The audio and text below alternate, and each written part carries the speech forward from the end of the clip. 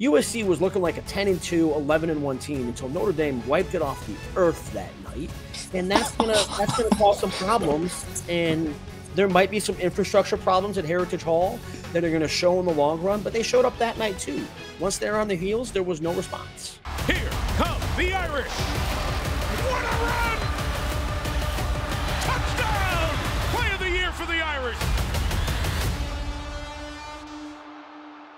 Hey, welcome back to the ND on NBC podcast. I'm your host, Corey Robinson, joined by Douglas Farmer. Look, let's just get right into it. Stanford got demolished 56-23. Although there were moments, Douglas, for you and I, was like, if there's another fumble, I'm going to lose my mind.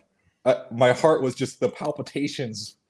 Oh, my goodness. The fumble on the goal line, that one. Okay, at that point, you could have had some frustrations. But otherwise, Notre Dame had that game in control the whole time. I wasn't... Every one of those turnovers, I just thought, okay, it'll make Notre Dame's win that more impressive when they win by 4 touchdowns anyway. And guess what, Corey? They won by more than that anyway. You're right. For me, I live play to play. Maybe it's unhealthy. Maybe I need to learn how to be a fan because I'm still like a player where I'm like, okay, breaking down film, you're gonna get yelled at pretty bad for that one.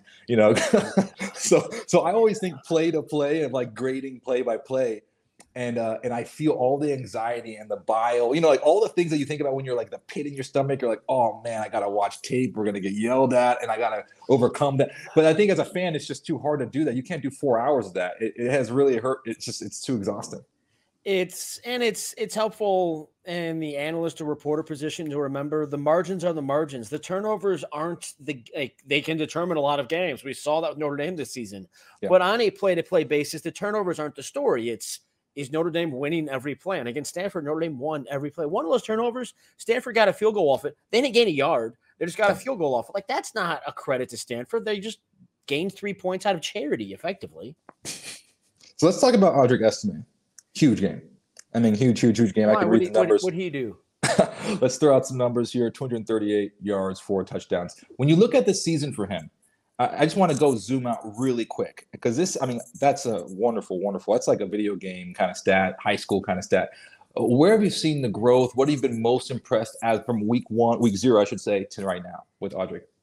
He is a power back more than a complete back. He always has been, but he showed some of those other areas this year. And the other thing that really impressed me, and not that I ever doubted this, but it's always impressive. Audric Estime was the clear number 1 back, clear team leader in the fall, in the preseason. And he was willing to bring these other 4 guys along with him and sacrifice carries. If Notre Dame didn't have as good a running back room, Audric Estime would not have only set the single season touchdowns record with 18 rushing touchdowns. He set that. He would have also set the single season rushing yardage record, which he's going to end up, I think it's less than 100 yards short of. And that was just because he gave up so many carries to these other players, to Jeremiah Love, to Jadarian Price, to Jabron Payne. And Audric never bellyached. Audric never had a problem with that.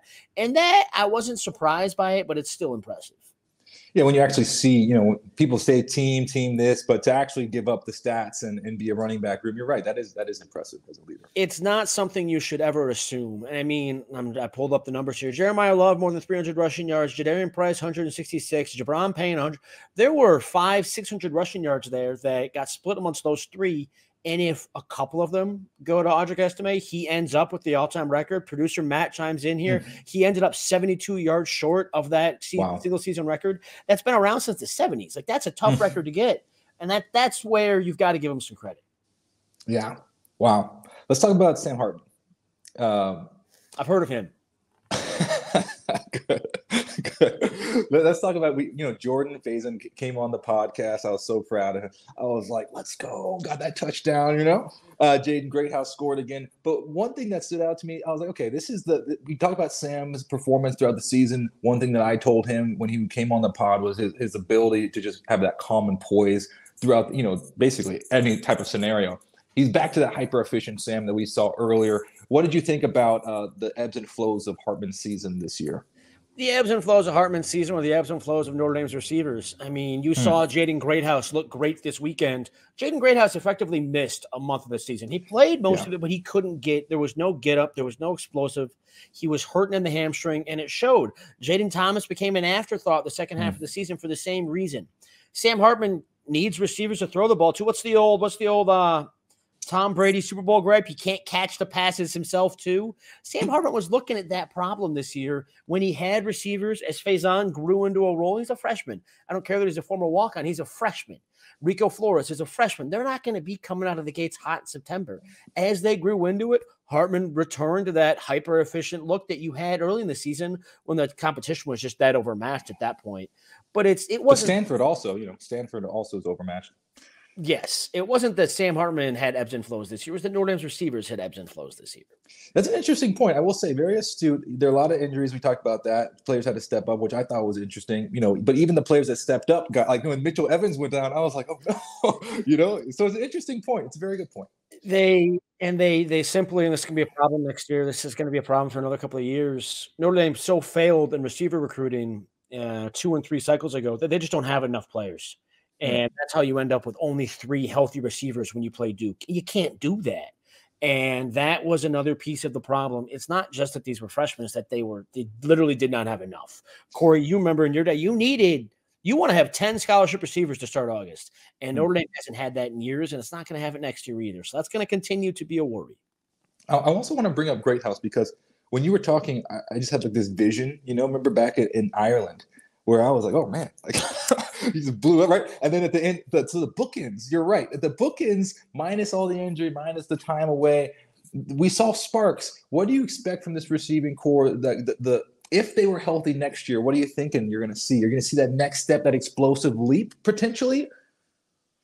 There's a question in there that you're not asking, but you're also asking, is Chris Tyree back? So for this conversation, let's assume Chris Tyree is back. If you have Chris Tyree and a healthy Jaden Greathouse and a healthy Rico Flores, you still want a big body like Jaden Thomas to be healthy and to show himself. But right there, you start to have the makings of what Notre Dame has needed. Now, again, depth will be an issue. You need Braylon James to grow into a role. You need Deion Colsey to return healthy. That's another name that was gone all season because of a knee surgery, and maybe he plays in a bowl game, maybe not. But that's another big body receiver who flashed a little bit in 2022 and could not contribute this year because of injury. They need numbers as much as they need those top-line guys to be healthy. But those top-line guys being healthy next year, Tyree, Flores, Greathouse, right there, and then you add in Faison. Like that's a look. That's a team that might have something to it, but the numbers is going to be a problem. It's also interesting, all season long, Jason Garrett came on, for the home games, and he would say the same thing, right? This team just run the ball. like let's not complicate things. When you got Audric Estime, running for 238 yards and 4 touchdowns, you said all the stats you just threw out there. I'm thinking just hand the ball off. But it is an interesting point. It's just for like the fans out there to understand how football works, right? You establish the run and then you take the chunk plays, right? So it is an interesting point that what you're bringing up is that no one was even healthy for the chunk plays when they would come up. And that's where Duke and Louisville specifically just didn't care about Notre Dame's receivers. And that was a product of the best players being injured and there not being anybody else on the roster. And Duke and Louisville were like, yeah, whatever. We're just going to stop Audric Estime. And it was the same problem Notre Dame's offense had in 2022 with a different quarterback. And the thought was the quarterback would be enough to change that in 2023. But Sam Hartman can't catch the passes himself. And that is where you need both aspects of that offense. As much as Jason Garrett's right, just run the ball. You need something to keep him honest. It's an interesting point. And I think when we think about this bowl game, I always find this to be a very interesting question because I was a part of the team in which, Jalen Smith, remember he got hurt at the bowl game, the Fiesta Bowl. Early in Ohio State, Fiesta Bowl 2015. Yeah. And when we think about Kyle Hamilton didn't play the rest of the season. So are you worried about, what does the bowl game mean to today's generation? You're thinking 9 wins could be 10, is it worth it? How are you thinking through this from this Notre Dame roster? If you have something to gain by playing the bowl game, play the bowl game. Audric Estime, for example, isn't going to gain anything aside from that single season record by playing the bowl game. I fully expect him to opt out. That isn't set yet, but I fully expect him to opt out and head pro. Sam Hartman, he played in Wake Forest bowl game last year, which was somewhat a surprise. So it is player by player. To me, the biggest thing about a bowl game at this point is give the fan base a little bit of another month. Whether you win or lose, give the fan base another month of football and then get some young guys, whether it be defensive backs or Braylon James, the receiver I mentioned earlier, give him 15 practices and see if you can find a sub package that he can play in that bowl game to give him some momentum going into the spring. It doesn't have to be a win or lose. Yes, you want to win. You're on the field, you want to win. But there are other things to draw from it besides that. So, I mean, let's just think through this hypothetically. Esme doesn't play. Hartman, let's say he doesn't play. I will. He played in Wakes last year. I feel like Sam Hartman will probably play. I don't know that. I'm not trying to break any news, but that's just a hunch. I was just curious. I'm thinking like, what? And Jelly, is that his time to come in? And so I was trying to think through through what that Notre Dame team would look like in your eyes, and whether because you're thinking this is at the time the recording. I don't think the polls have come out yet, but I mean number 18, so top 20. You're thinking this would be a pretty big game. Is Angeli ready for that? Is Angeli ready for that? Probably not. I mean, we saw that pretty ugly interception just this past weekend. But you need him to either succeed or fail in that moment to have a better idea. There is value in that, absolutely. Okay, so let's talk through the losses. Let's just look back at this season. What do you want to do? You want to talk about the wins, what you're most impressed with Notre Dame, or do you want to talk about the shortcomings first before we talk about the team as a whole and their performance? What do you want? Well, I feel like those go hand in hand, Corey. Okay, let's do the losses first. Let's just rip off the Band-Aid. You look at Ohio State, that loss, Louisville, which now ranked 25, and then Clemson. When you go through these losses, how do they match up in your mind against other top teams that Notre Dame's competing with for a bowl game spot? Well, Notre Dame isn't competing with anybody for a bowl game spot. It's not going to New Year's Six Bowl. The third loss to Clemson ruined that thought. Notre Dame is going to go where the ACC tells it to. We can get into that in a bit. Those losses, Ohio State will forever be remembered for the obvious problematic. Like, you can't have 10 men on defense for the final 2 steps of the game. But before that was the 3rd and 19 that Ohio State converted to get down to the goal line. Do you realize that is the only 3rd and 10 or longer that Notre Dame gave up this entire season out of, I think, 40 or 38 or 40 opponent attempts, which is a heck of an impressive defensive showing until you remember what that one failure was. That Ohio State game is going to be remembered, and sometimes in college football, you want to remember the classics. You would rather Notre Dame come out on the other side. Whereas Louisville and Clemson are just going to be games that you want to forget. And Marcus Freeman wants to forget want to learn from them, but then just ignore them.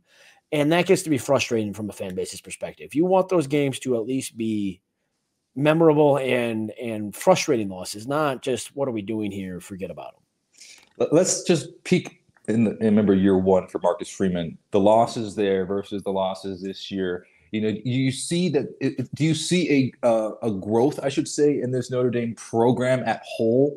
Where's your confidence in that? Yeah, the only game Notre Dame lost that it shouldn't have lost really was at Louisville, and those games happen. It's Sam Hartman had a bad day. Whereas last year Notre Dame lost to Marshall, a nightmare that you don't like me to bring up, and Notre Dame lost to Stanford, which was a game that I struggled to explain for more than a year. And those losses were what Brian Kelly did not do from 2017 through 2021.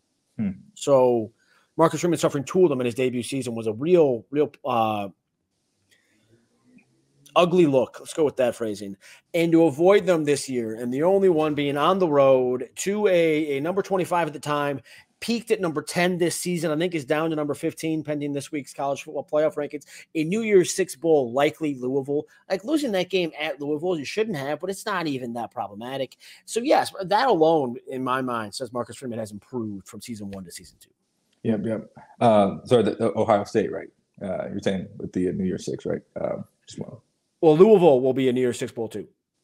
And then now let's think about the 2 wins. Let's think about that. To my mind, jump out Duke. What a way to respond, right? I mean, and then of course USC. But USC is interesting because for me, once again, I'm thinking like I like to I like things in analogy or in relation. And when I saw USC go in with that Colorado game, I was thinking, is USC even that good? And then that was kind of something that I was really worried. Yeah, that's what I was wondering. I was like, Caleb's awesome. I was like, that quarterback can play. But is the rest of the team that good? And then, of course, but anyways, I want to hear your thoughts. What do you think about that USC win and that Duke win? Well, the Duke win, it's too bad Duke and immediately at the end of that game, Riley Leonard gets hurt. It's too bad their season fell apart as it did with Riley Leonard so hurt, because that game is going to be diminished in memory. That was a top 20 road win a dramatic one sparked by Sam Hartman's 4th and 16 scramble and absurd play. And then Audric Esme breaks off that 30-yard touchdown run. Just absurd. And that's going to be diminished in memory because that's human nature. You see, I think Duke ended up 7-5, maybe 8-4. You see that and you write that game off. No, that was a top 20 road win.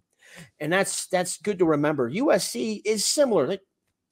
USC season fell apart. Notre Dame ruining any big USC dreams might have been a part of that. USC was looking like a 10-2, 11-1 team until Notre Dame wiped it off the earth that night. And that's gonna cause some problems. And there might be some infrastructure problems at Heritage Hall that are going to show in the long run, but they showed up that night too. Once they're on the heels, there was no response. Okay, so expectations, reality, coming into the season versus how it actually finished out. How do they match up for you?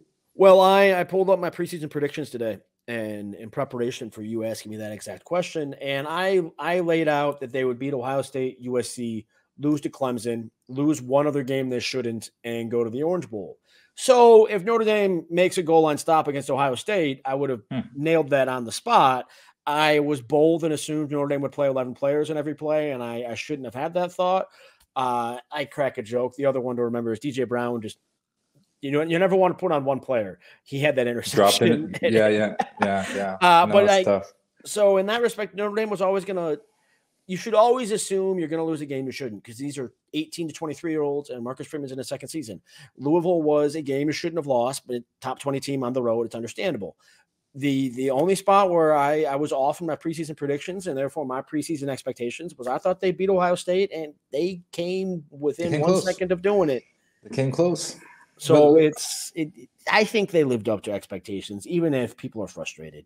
Moving forward, how long do you think it will take Marcus Freeman to get I don't want to say his footing, because I mean he just won 9 games, but I'm saying, you get my point.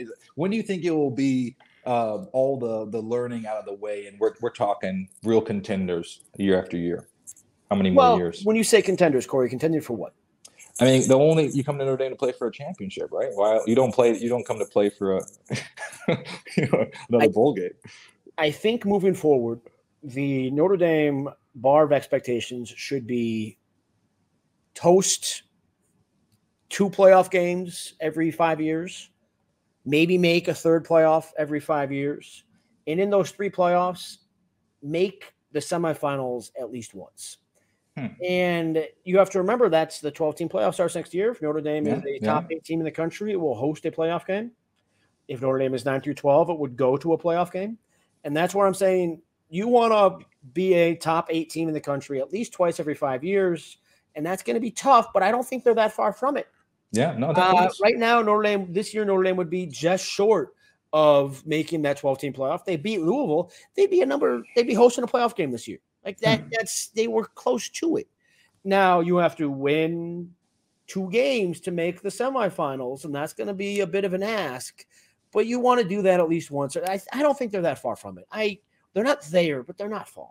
Yeah, no, yeah. I mean, because you know how I feel. I'm very public about my belief in Coach Freeman, and I'm curious to see when it will all settle down. But I've been very impressed by the mental fortitude of this team, particularly. And I was like, okay.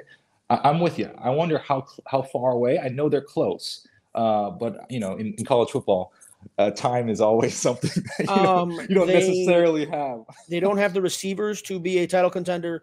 They don't have the quarterback next year right now to be a title contender, and I'm not convinced there will be a title contender worthy quarterback in the transfer portal. Yeah, so I'm not saying they're a title contending team next year, but Notre Dame next year very well could host a playoff game. And it's hard to be angry at any coach who finishes a season as a top 8 team. And I'm not saying that's going to happen. I'm saying that that's very much within next year's realm of possibility.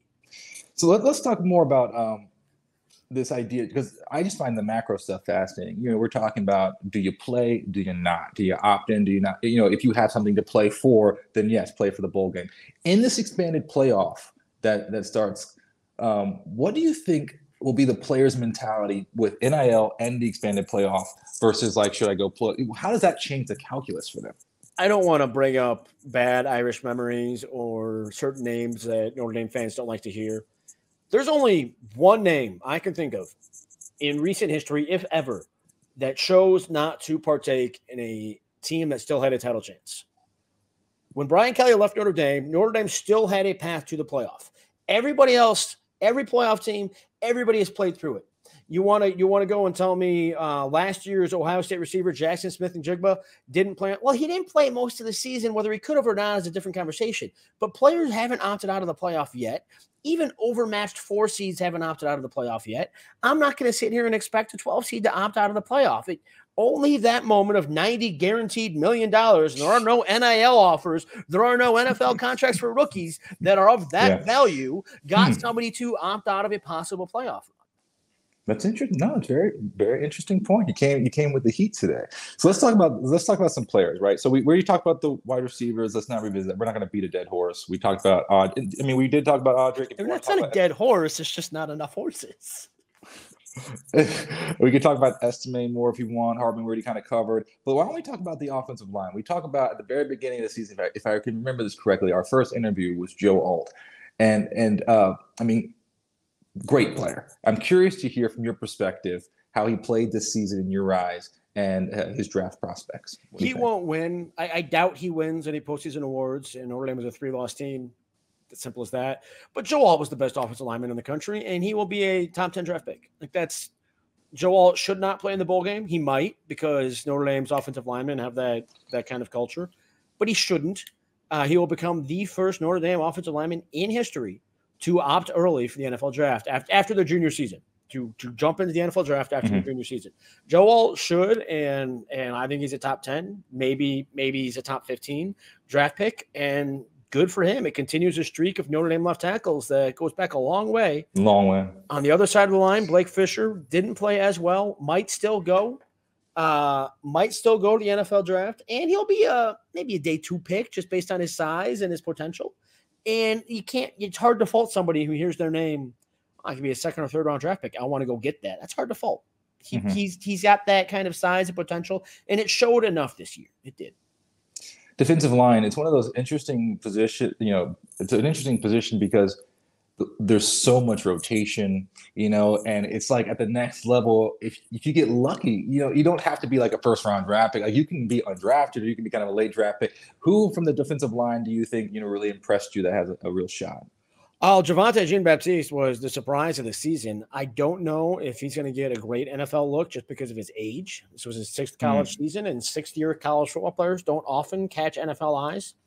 Riley Mills looks the part. I think he should probably come back to prove it a little bit further. Notre Dame's hoping he comes back to prove it a little bit further.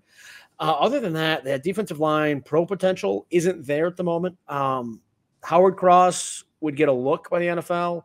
Notre Dame is very hopeful, is borderline expecting him to return. So as far as defensive line draft picks, it still hasn't caught there. But Notre Dame's defensive line depth continues to make it worthwhile, and that's where next year it should be better.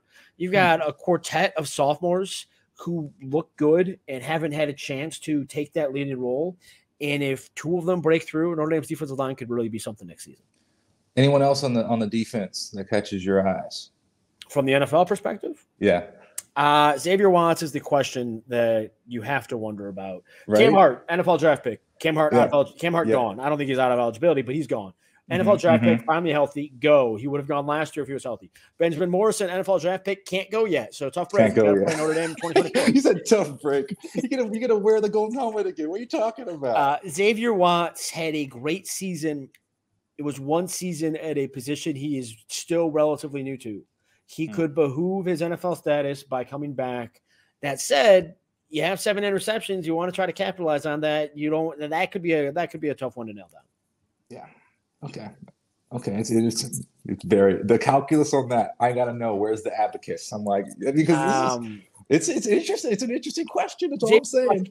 I think Xavier Watts has only good options. Let's go with that thought. Xavier Watts either gets to come back to Notre Dame and prove it was more than a 1-year surge, or Xavier Watkins to go capitalize on a one-year surge. That's a pretty good setup. No, yeah, you can't really miss with that. So let me ask you about the transfer portal. Something that still kind of blows my mind is how to play it the right way. Some coaches are really great at it. You've mentioned, I think actually maybe Jack Collinsworth might have mentioned on the broadcast how, some teams just can't really figure it out. And he kind of pointed to Clemson as an example of more of a developmental program that's slow to adapt in this transfer portal. I must have missed this. Did he say Clemson has been slow to figure out the transfer? Clemson doesn't believe in the transfer portal. Clemson doesn't think it exists. I know, but I'm saying, I'm being delicate here. I'm being delicate. I'm not delicate, Corey. Oh, yeah, I know. I'm trying to massage it. I'm sitting here and I'm like, well, this is the main point is this. There are some programs that embrace it, Colorado, other programs like Clemson that do not. Where is Notre Dame in this aggressive? Because we've seen them go aggressively after quarterbacks, but not like you're saying. It's not like a Caleb Williams type of quarterback, Heisman contender. Where do you expect them to make moves? Marcus said we're recording this on Monday, November 27th for context here. This afternoon, Marcus Freeman had a media availability that Notre Dame has never really done before after the regular season finale. It was great, just tying up some loose ends. And he was asked in the past, Notre Dame transfer portal has had troubles. What advancements, what improvements have you seen? And he pointed to hoping / vaguely expecting quicker answers from admissions. We all know Notre Dame's admissions are tough. Like, it's a tough hurdle to clear. Very hard, yeah. That is problem enough when you're trying to pull in players from across the country. The problem Notre Dame has inflicted upon itself was that, hey, we want to get this guy Corey Robinson from Texas, and admissions would take 2 weeks to give them an all clear or not. And in the transfer portal, you don't have 10 weeks. You don't have 2 weeks. Players need to know right off the bat within a few days of, are you an option or do I got to go? And he's hoping that Notre Dame can be quicker about that. And if Notre Dame is quicker about that, it opens up not the entire pool of players, but some younger players, maybe even some sophomores, more likely just freshmen and graduates. But that opening that up by any percentage will be a big change for Notre Dame. I will believe it when I see it, but Notre Dame knows that's the issue. It's not just that it's a hard school to get into. It's that the delay in asking if a player is clear to getting that clearance, even just unofficial, like, yeah, he'll be good. We got to figure out this class or two. And so when you ask me where will they go look, they want some defensive linemen. They want a quarterback. They need receivers. Opening that pool up a little bit will be huge as it pertains to receivers and defensive linemen. Quarterbacks, they're probably going to go graduate. I don't know who. We'll see who enters. I'm not convinced there's going to be any star in the portal this year. But if Notre Dame could find a graduate quarterback and then a handful of receivers plus defensive linemen, like 5 total in those 2 positions, they could really massage this roster for 2024. Yeah, I mean, we've seen safeties, D-line, graduate quarterbacks. We've seen those kind of be like the ones that Notre Dame really likes. But it is interesting, the receiver.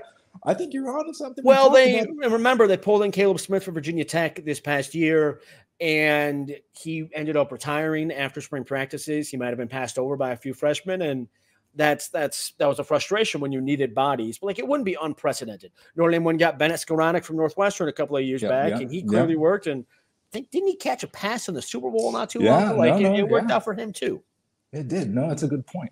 Thanks for tuning in to the final episode of Indy on NBC. It's just always a pleasure to listen to you break down, all the different areas of Notre Dame football, Douglas. You know it so well. So thank you so much for your expertise and your time. And I can't wait to watch the bowl game. Let's go. We'll see who it is. I think December 28th, Pop-Tarts Bowl, or January 1st, ReliaQuest Bowl. I'd lean it's going to be a New Year's Day, ReliaQuest Bowl. We'll see who they face. Cannot wait. Until then, go Irish.